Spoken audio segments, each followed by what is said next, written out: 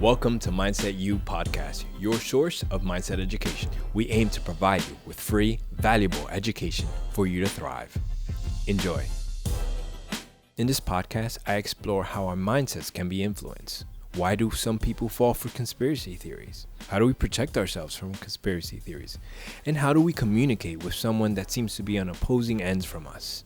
Do you know anyone who's a big conspiracy theorist? Maybe you are. Maybe you believe in a bunch of things that will throw others for a loop. How does that happen? How do we find such a difference in the way we perceive the world and someone else perceives the world? Whether you're the person with the conspiracy theories or you know someone with the conspiracy theories, it's a complete different perspective of looking at the world.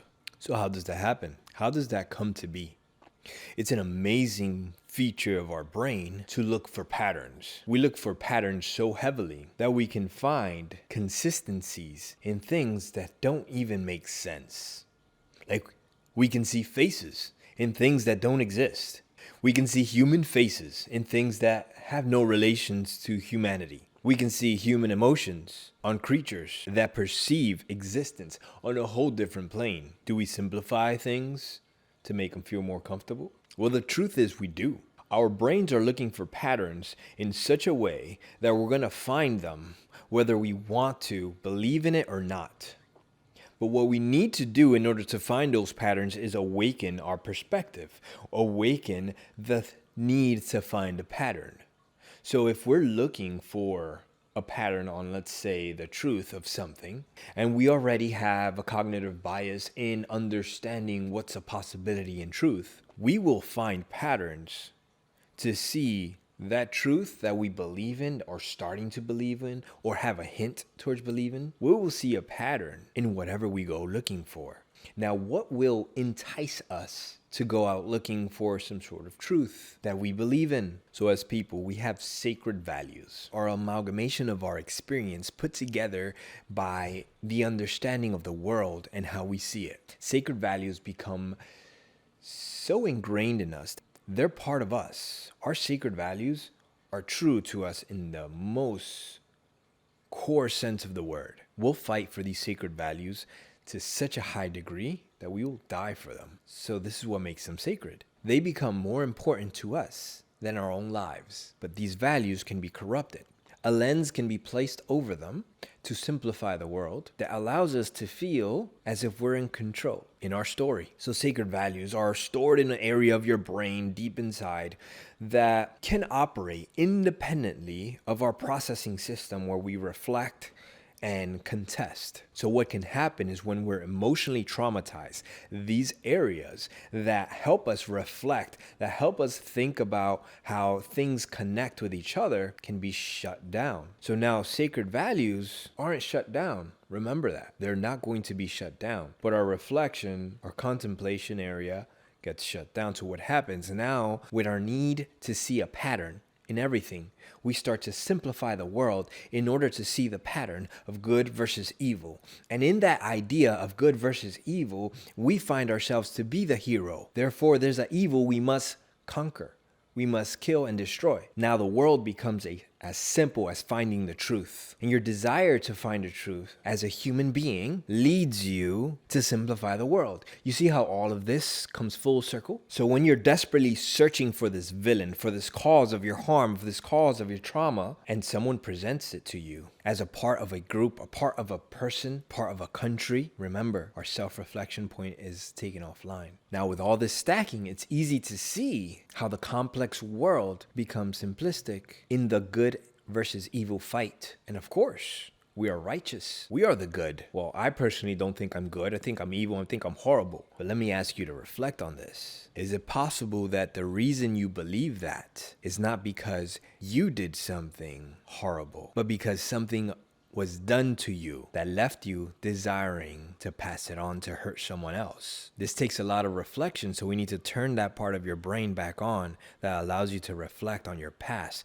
those traumas that have been shut down in a closet, in a box, locked away in the deep-rooted parts of your brain. We need to uncover them to see what gave you the belief that you're evil. Why? We find that something was done to us that made us feel powerless. And in an attempt to find power, we do certain things that we may judge as negative, but it's a reaction to the trauma of the past. No matter how small or large it was, boils down to the same thing. I was having a conversation with my son about how he speaks to his sister. You see, he tends to snap at her and yell at her at times, while other times he gets along with her greatly. My son is also a bit of a know-it-all, in which he'll be quick to tell you, actually, this and this and that. We were talking about just that and how much he does it to his sister, and what we found is that he's seeking power. You see, he's the oldest child. He's usually the youngest amongst adults, where he feels powerless in those conversations. So therefore, he looks for strength somewhere else. And what's an easy target? His sister, where he can flex his guns of size and power. The thing is that she's growing wiser, and she's not allowing him to suppress her by using words or by not taking any offense to what he says. And this irritates him to a high degree. So we started talking. When we found that what he's looking for is power, because it's a desire that we all have, influence, importance, I was able to give him insight in power truly being influence. Now, we all can be influenced, and there's a reason for that, a very powerful, important reason for that. And it's because we need a social structure. We are social beings. So our brains literally change based off of our community's behavior. Say that a group treats you poorly. If we look at your brain scans immediately after that, they would be changed on perceiving threats, and you see them as evil. And if another group accepts you, praises you, gives you the feeling of belonging, your mind shifts towards this group, and you start to see the other group as the enemy and your group as the heroes. And you're one of those heroes that's willing to do anything to trample those enemies.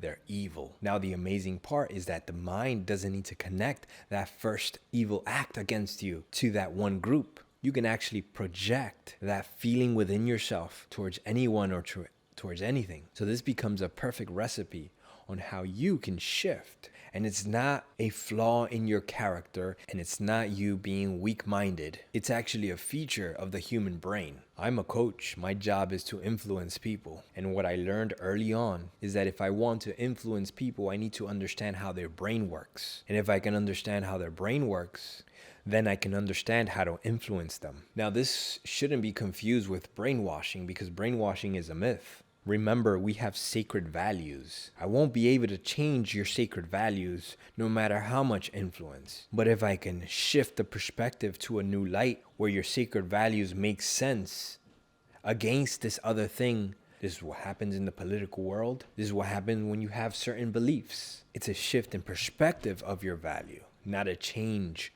of your values. You have the power to break free, but remember this key factor, that part of your brain that reflects, that thinks things through, that doesn't just regurgitate, but actually brings into the practice of observing and watching and thinking for yourself. That part of your brain is the part of your brain that's willing to question everything that you see as reality. So if at any point you're unwilling to question something because you believe in it so strong, that's an indication that that part of your brain has shut down, because your sacred values are against all rationale. Your sacred values are untouchable. So it's more about the perspective that your sacred values see the world. That part can be manipulated, and it can also blind you to seeing other perspectives and opportunities. So how do you stay free? Number one, embrace the complexity. Things are never simple. And even if your own mind has trouble understanding it and wants to simplify it, remember that's our primitive brains doing what our primitive brains do. Try to simplify the world. Remember, there is no truth. There's no single truth. There's only perspectives. Finally, acknowledge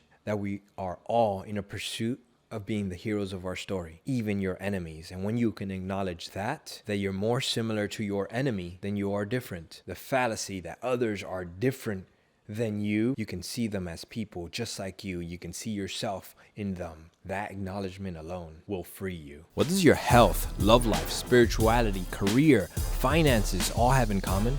Your mindset. Mindset is the source of creating change. To learn how to install these and other life-transforming concepts, browse through our free collection of courses at BeTheProject.com.